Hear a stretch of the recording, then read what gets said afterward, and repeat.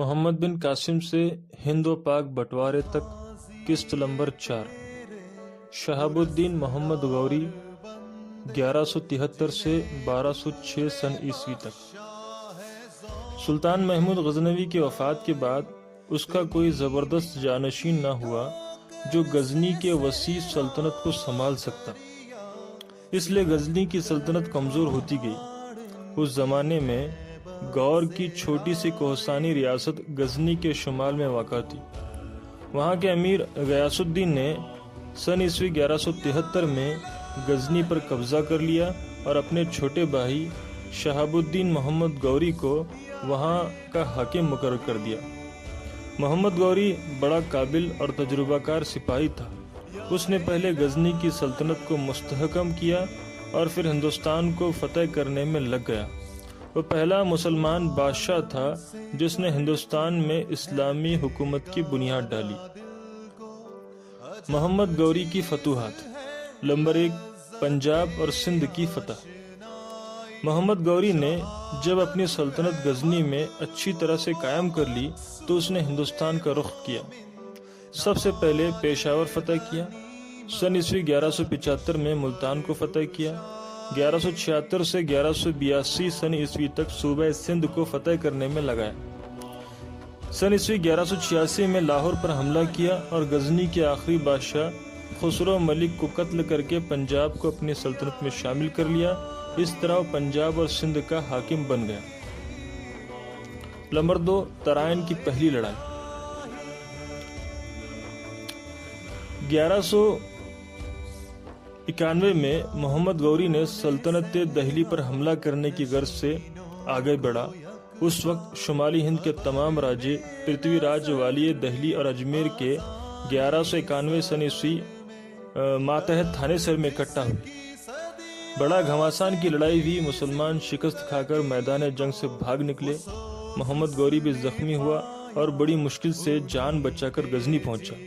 یہ لڑائی ترائن کی پہلی لڑائی کہلاتی ہے۔ نمبر 3، ترائن کی دوسری لڑائی۔ پہلی شکست سے محمد غوری کو بہت غصہ آیا۔ گور میں پہنچ کر اس نے ان تمام افسروں کو جو میدان جنگ سے بھاگ نکلے تھے ذلیل سزائیں دیں۔ اس کے بعد اس نے بہت تیاری کی۔ اب جے چند اور پرتھوی میں سخت عداوت تھی، اس لیے جے چند نے بدلہ لینے کی غرض سے محمد غوری کو ہندوستان میں آنے کی دعوت دی۔ محمد غوری موقع کی تلاش میں تھا اور 1,20,000 فوج لے کر 1192 سن عیسوی میں ترائن کے میدان میں آ موجود ہوا۔ پرتھوی راج مقابلے کے لیے آیا۔ گھمسان کی جنگ ہوئی۔ آخر پرتھوی راج اپنے بہادر سرداروں کے ساتھ میدان جنگ میں قتل ہوا۔ راجپوت شکست کھا کر بھاگ نکلے اور محمد غوری دہلی اور اجمیر پر قابض ہو گئے۔ اس جنگ کی اہمیت ہندوستان کی تاریخ میں ترائن کی دوسری جنگ ہندوستان کے فیصلہ کن جنگوں میں شمار ہوتی ہے۔ اس فتح سے ہندوستان میں مستقل اسلامی حکومت قائم ہو گئی۔ نمبر 4، کنوج کی فتح۔ محمد غوری کو فتح کرنے کی غرض سے محمد غوری نے کنوج کو فتح کرنے کی غرض سے بڑی فوج ساتھ لے کر ہندوستان پر حملہ ور ہوا۔ جے چند کو اپنے کیے کی سزا بھگتنی پڑی۔ اس نے 1194 سن عیسوی میں چندواڑہ کے مقام پر محمد غوری کا مقابلہ کیا مگر شکست کھا کر قتل ہوا۔ محمد غوری نے کنوج اور بنارس کو اپنی سلطنت میں شامل کر لیا۔ نمبر 5، گجرات اور بندیل کھنڈ کی فتح۔ کنوج کی فتح کے بعد محمد غوری واپس چلا گیا مگر اس کے نائب قطب الدین ایبک نے فتوحات کا سلسلہ جاری رکھا۔ چنانچہ اس نے 1196 سن عیسوی میں راجہ بھیم دیو کونواڑہ کے مقام پر شکست دے کر گجرات کو سلطنت دہلی میں شامل کر لیا۔ سن عیسوی 1202 میں اس نے کالنجر دارالخلافہ بندیل کھنڈ کو فتح کر لیا۔ نمبر 6، بہار اور بنگال کی فتح۔ محمد غوری کے ایک بہادر جنرل بختیار خلجی نے 1197 سن عیسوی میں بہار کو فتح کیا اور 1199 سن عیسوی میں بنگال پر قبضہ کر لیا، کیونکہ وہاں کا راجہ لکشمن سین ڈر کے مارے ملک چھوڑ کر بھاگ گیا تھا۔ اس طرح تمام شمالی ہندوستان پر اسلامی سلطنت پھیل گئی اور راجپوت راجاؤں نے اسے اپنا شہنشاہ تسلیم کر لیا۔ شہاب الدین کا قتل۔ شعبان 602 سن ہجری کو سلطان شہاب الدین دریائے سندھ کے کنارے پر پہنچا اور وہاں برمہیک نامی ایک مقام پر مقیم ہوا۔ یہاں کے قیام کے دوسرے روز سلطان شہاب الدین کے قتل کا المناک حادثہ وقوع پذیر ہوا، جس کی تفصیل یہ ہے کہ کھکروں کے قوم میں سے 20 افراد سلطان شہاب الدین سے بے حد نالاں تھے، کیونکہ اس نے ان کے عزیزوں کو قتل اور خود ان کے گھر سے بے گھر کر دیا تھا۔ ان 20 کھکروں نے آپس میں مل کر شہاب الدین کو قتل کرنے کا منصوبہ بنایا اور اس مقصد کے لیے اپنی جانیں وقف کر دی۔ جس دن سلطان برمہیک کے مقام پر خیمہ زن ہوا، اس نے دوسرے روز ہی کھکر کسی نہ کسی طرح شاہی خیمے تک پہنچ گئے۔ اس وقت شاہی لشکر کوچ کی تیاریاں کر رہا تھا اور فراش سرا پردہ اتار رہے تھے۔ ایک قاتل شاہی خیمے کے اندر داخل ہو گیا اور شعبان کی تیسری رات تھی۔ ایک کھکر بڑھ کر دربان پر چاقو سے حملہ کیا اور بھاگ نکلا۔ اس دربان کے زخمی ہوتے ہی چاروں طرف ایک گلگلہ مچ گیا۔ شاہی خدمتگار بھی سرا پردہ کو چھوڑ کر اس زخمی دربان کے پاس پہنچ گئے۔ جب کھکروں نے دیکھا کہ اس وقت شاہی خیمہ خالی ہے اور تمام محافظ اپنے بادشاہ کو تنہا چھوڑ کر زخمی دربان کے گرد جمع ہیں، تو لوگ سرا پردہ کو پھاڑ کر ہاتھوں میں چھری اور خنجر لیے بادشاہ کی خوابگاہ میں داخل ہو گئے۔ اس وقت 2-3 ترکی غلام بادشاہ کے پاس کھڑے تھے، لیکن ان کھکروں کو دیکھ کر سخت بدحواس ہوئے اور خوف کے وجہ سے بے حس اور بے حرکت کھڑے رہے۔ شہاب الدین ابھی اٹھنے کی تیاری کر ہی رہا تھا کہ ان سفاکوں نے اس پر حملہ کر دیا اور چھروں سے 22 گہرے زخم اس کے جسم پر لگائے اور ایسے عظیم الشان فرما روا کو ہمیشہ کے لیے ختم کر دیا۔ تاریخ فرشتہ جلد اول صفحہ نمبر 152۔ ہندوستان میں اسلامی حکومت کا بانی محمد گوری۔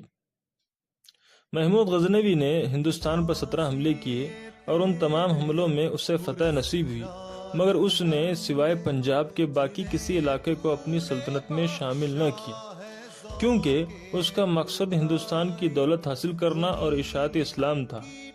اس کے مقابلے میں محمد گوری ہندوستان پر بہت تھوڑے حملے کیے، مگر ان حملوں میں اس نے جس علاقے کو فتح کیا اسے مستقل طور پر اسلامی سلطنت میں شامل کر لیا اور اس طرح ہندوستان میں مستقل طور پر اسلامی حکومت کی بنیاد ڈالی۔ اس میں شک نہیں، محمود غزنوی اور محمد گوری دونوں زبردست فاتح تھے اور دونوں میں جنگی قابلیت موجود تھی، مگر ان دونوں کے فتوحات میں بڑا فرق تھا۔ محمود غزنوی نے ہندوستان کی دولت لوٹنے پر ہی اکتفا کیا، مگر محمد گوری نے اپنی تمام کوششیں ہندوستان کے فتح اور اسلامی حکومت کے قائم کرنے میں صرف کی، اس لیے بجا طور پر اسے ہندوستان میں اسلامی سلطنت کا بانی کہتے ہیں۔ مسلمانوں کی فتح کے اسباب۔ سب سے پہلے مسلمان سرد کوہستانی علاقے کے باشندے ہونے کی وجہ سے راجپوتوں کی بنسبت زیادہ بہادر، مضبوط اور جنگجو واقع ہوئے تھے۔ نمبر 2، مسلمان لوگ فنون جنگ میں زیادہ ماہر تھے اور جنگ کے نئے طریقوں سے واقف تھے، مگر راجپوتوں کا فن جنگ پرانا تھا۔ نمبر 3، ہندوستان میں پھوٹ کا بازار گرم تھا، چھوٹی چھوٹی راجپوت ریاستیں آپس میں لڑتی جھگڑتی رہتی، مرکزی حکومت سے دشمن کا متفقہ طور پر مقابلہ نہ کر سکتی تھی۔ نمبر 4، مسلمانوں میں بڑا مذہبی جوش تھا، ان کا یقین تھا کہ اگر وہ غیر مسلموں کے ساتھ لڑتے ہوئے مارے گئے تو انہیں جنت نصیب ہوگی اور وہ شہید کا درجہ حاصل کر لیں گے، اور اگر دشمن کو مار لیا تو غازی کا لقب پائیں گے اور فتح کی صورت میں حکومت حاصل ہوگی۔ اس لیے دل و جان سے لڑتے تھے، مگر راجپوتوں میں اس قسم کا کوئی خیال نہ تھا۔ نمبر 5، مسلمان چونکہ غیر ملک سے آئے تھے، اس لیے جانتے تھے کہ شکست ہونے کی صورت میں وطن واپس نہیں جا سکیں گے، بلکہ راستے میں ہی قتل ہو جائیں گے، اس لیے دل و جان سے بہادری سے لڑتے تھے۔ نمبر 6، مسلمانوں کی ساری فوج ایک سپہ سالار کے ماتحت لڑتی تھی، مگر راجپوت فوج مختلف سرداروں کے ماتحت تھی اور ہر قبیلہ اپنے سردار کو مانتا تھا، اس لیے مل کر دشمن کا مقابلہ نہ کر سکتے۔ نمبر 7، جے چند اور پرتھوی راج کی باہمی عداوت سے بھی راجپوتوں کی طاقت کو بہت نقصان پہنچا۔ سلطان شہاب الدین ایک خدا ترس اور رحم دل اور انصاف پسند بادشاہ تھا۔ اگرچہ وہ ایک خود مختار حکمران تھا، لیکن عالموں اور اولیاء کی صحبت میں بیٹھنے کو اپنے لیے باعث فخر سمجھتا تھا اور ان کی عزت اور خدمت کرنے کو اپنا فرض منصبی سمجھتا تھا۔